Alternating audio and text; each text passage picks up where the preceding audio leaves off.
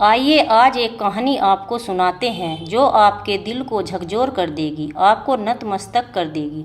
आपको रामायण की मुख्य है लेकिन फिर भी उपेक्षित पात्र उर्मिला की याद दिलाएगी। कहानी है महाराज अनिरुद्धाचार्य जी के परिवार की, उनकी धर्म पत्नी, उनके बेटे और स्वयं अनिरुद्ध आचार्य जी की। सर्दियों की एक शांत दोपहर का समय था। सूरज की किरणें मन को तन को सुकून दे रही थी। तभी एक महिला पत्रकार रानी द्विवेदी जी ने एक दरवाजा खटखटाया।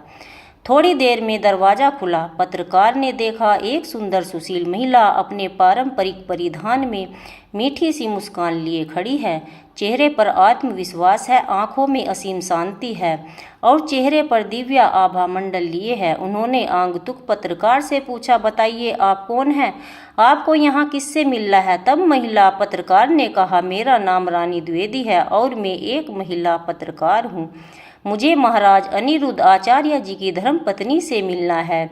जी मैं ही हूँ, महाराज धर्म की पत्नी।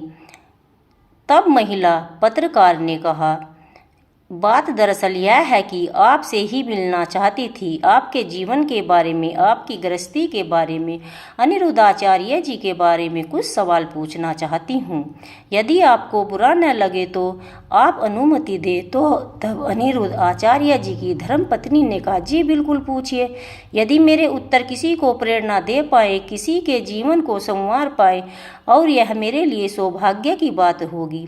पत्रकार रानी द्विवेदी ने संकोच के पूछा, माइक हाथ में लिया और पहला सवाल पूछा, आप हमें यह बताइए कि आपका और आपके पति का यह मधुर अलौकिक रिश्ता कब और कैसे शुरू हुआ?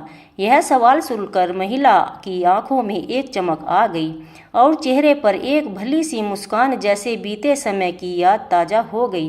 वह थोड़ी देर चुप रही, शांत रही, फिर भी धीरे से थोड़े संकोच के साथ कहने लगी, जब मैं उनसे पहली बार मिली तब वे महाराज अनिरुद्ध आचार्य जी नहीं थे, ये सिर्फ अनिरुद्ध थे। वे सिर्फ सीधे सच्चे एक गरीब ब्राह्मण पुत्र थे जो श्री कृष्ण के नित्य उपासक थे। मेरी शादी एक जाने माने कथावाचक से नहीं हुई, बल्कि एक परिवार के ब्राह्मण पुत्र से हुई थी जो कृष्ण प्रेमी थे। वो दिन मुझे आज भी याद है जब मोबाइल फ़ोन नहीं थे, डाक पत्रों का ज़माना था। हमारे जीवन में हमारे रिश्तों की शुरुआत किताबों से और साहित्यिक कहानियों से हुई। मुझे याद है जब इन्होंने मुझसे कहा था, यदि तुम्हारा विवाह मुझसे होता है तो सदैव स्मरण रखना, तुमसे पहले मुझे श्री कृष्ण हैं, मेरे प्रभु हैं। इस बात का कोई उत्तर तो नहीं दिया, लेकिन मैंने मन ही मन में सोचा कि यह कृष्ण को मुझसे पहले, अपनी परिवार से पहले रखते हैं तो यकीन रख यह तुझे भी पीछे नहीं छोड़ेंगे। और हमारी शादी हो गई। शादी के बाद जीवन इतना आसान नहीं था। किराए का एक छोटा सा मकान था जिसमें हम रहते थे। आमदनी नहीं थी, कभी कभी रसोई का राशन भी उधार लेना पड़ता था। यह अपनी कथाओं में व्यस्त रहते थे और घर में व्यस्त रहती थी मैं। भले ही घर में पैसों की कमी थी, लेकिन हमारा आपस में विश्वास बहुत ज़्यादा था। मेरे पति जब कथा करने जाते, मैं पीछे से भगवान के से प्रार्थना करती। मैं भगवान से कहती, प्रभु तुम मेरे पति को ऐसा बनाओ, इतना ज्ञान दो कि एक दिन दुनिया उन्हें आपके नाम से जाने।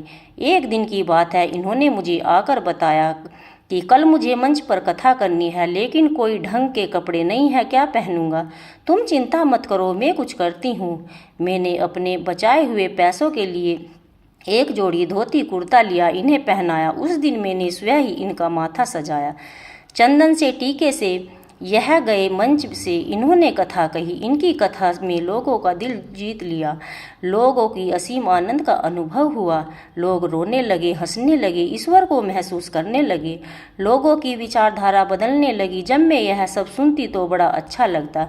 मैं नित्य उनके लिए भोजन बनाती, उनके वस्त्र तैयार रखती। जब वे जाने लगते तो मैं तुलसी माँ को दीप जलाती, जल चढ़ाती, प्रार्थना करती, भगवान हे तुलसी माँ, माँ सरस्वती, तुम इनकी जीवा पर सदैव विराजमान रहना। वह मेरे जीवन का सबसे कठिन समय था जब हमारा बेटा छोटा था लेकिन बोलने लगा था। आचार्य जी का लगातार बाहर आना जाना लगा रहता था। यात्रा पर रहते थे। हमारा बच्चा रोजाना मुझसे पूछता, माँ पापा कब आएंगे?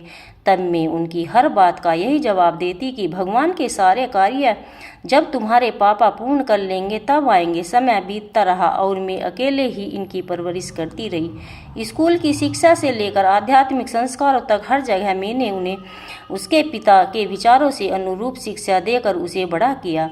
अब तो उन्हें आचार्य कहकर संबोधित किया जाने लगा। महाराज अनिरुद्धाचार्य उनके प्रवचनों को लोग सनातन धर्म को पसंद करने लगे। उनकी कथाओं में भीड़ उमड़ने लगी। उनके प्रवचनों की वीडियो वायरल होने लगी। जैसे जैसे कथाओं में प्रवचनों में बिजी रहने लगे, बस मैं अकेली होने लगी। उनकी कथाओं में भीड़ बढ़ने लगी। मेरे घर का आंगन सोना रहने लगा। उनके बावजूद भी एक पत्नी और क्या चाहती है, बस इतना ही कि उसके पति सही रास्ते पर चल रहे हैं, दुनिया में नाम रोशन कर रहे हैं। इसको लिए भले ही उसको कुछ समय अकेलेपन में कटे। कुछ याद करते हुए महिला फिर कहती है, एक बार मेरे पति ने मुझसे कहा था कि मैं तुम्हें समय नहीं दे पा रहा हूँ, लेकिन कथा करते समय जब मैं श्री कृष्ण को देखता हूँ तो मैं तुम्हारा ही ध्यान करने लगता हूँ। मैं सोचता हूँ कि तुम ही तो हो जो मुझे यहाँ तक लाई हो। तुम्हारा त्याग, तुम्हारी गृहस्थी के प्रति समर्पण, हमारी कामयाबी इसी का परिणाम है।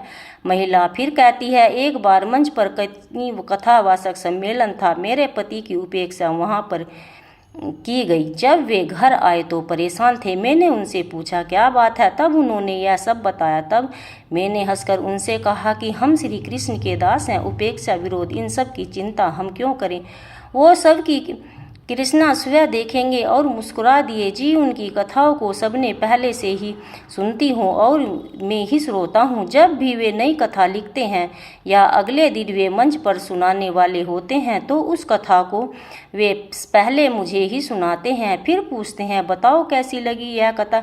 मैं हंसकर कहती हूँ कि तुम्हारे श्री कृष्ण को पसंद आ गई तो सबको पसंद आएगी। यह पत्रकार रानी द्विवेदी ने अपनी चुप्पी तोड़ी और चुपचाप वह सुन रही थी। कहने लगी, आपको अपने पति से कभी कोई शिकायत नहीं रही, क्योंकि आपने अकेले ही लंबे समय में सब कुछ संभाला है।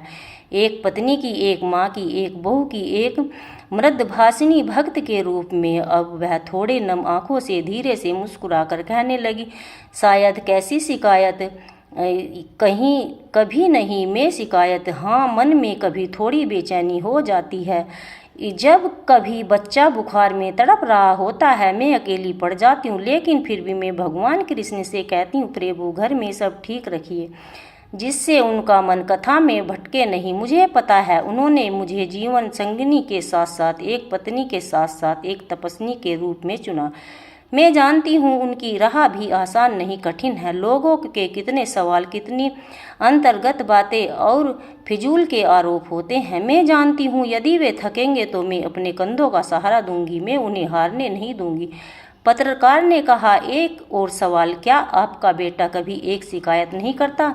पापा रोजाना हमारे साथ क्यों नहीं होते? महिला ने हंसकर कहा, नहीं, पहले शिकायत करता था जब वह छोटा था, लेकिन अब वह बड़ा हो गया, समझदार हो गया, तब तो वह अपने पापा की कथा सुनता है और मुझे फ़ोन करता है, बताता है मैं आज पापा की कथा सुनी, बड़ी प्यारी थी, बिल्कुल ऐसी ही जैसे आप सुनाती हो। यह सुनकर मुझे अच्छा लगा, गर्व होता है स्वयं पर, अपने पति पर। महिला पत्रकार कहती है, बस एक सवाल और, आखिरी सवाल, अब इस वक्त आप आचार्य जी को किस रूप में देखती हैं? आप कैसा महसूस करती हैं?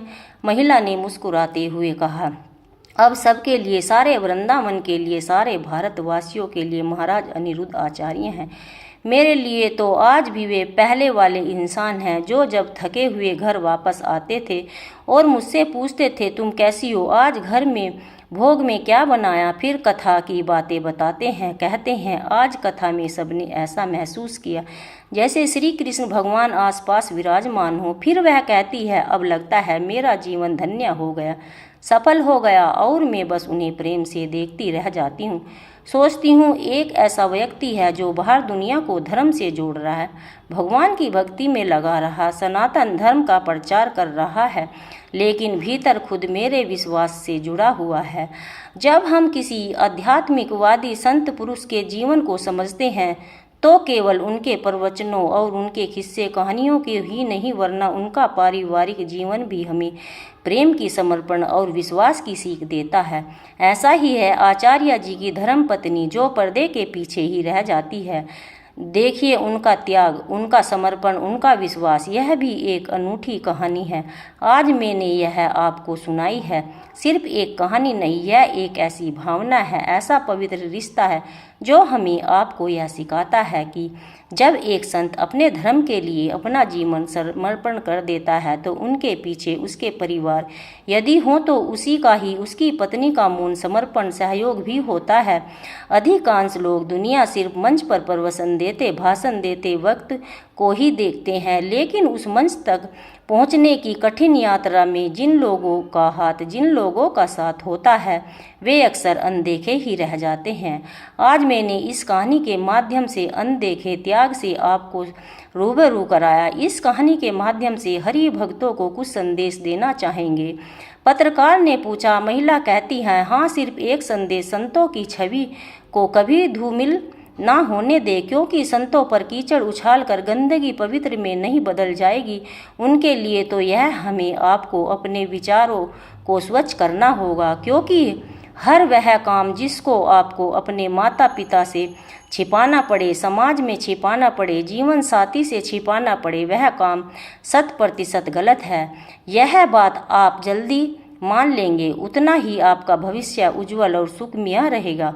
प्रिय भक्तों, यदि आप सच्चे सनातनी हैं तो चैनल अवश्य सब्सक्राइब कर ले और कमेंट में हर हर महादेव लिखना न भूलें। संत समाज का आईना है, यह सच्चाई है, जिसको जितनी जल्दी स्वीकार कर ले उतना ही अच्छा। राधे राधे प्रिय भक्तों।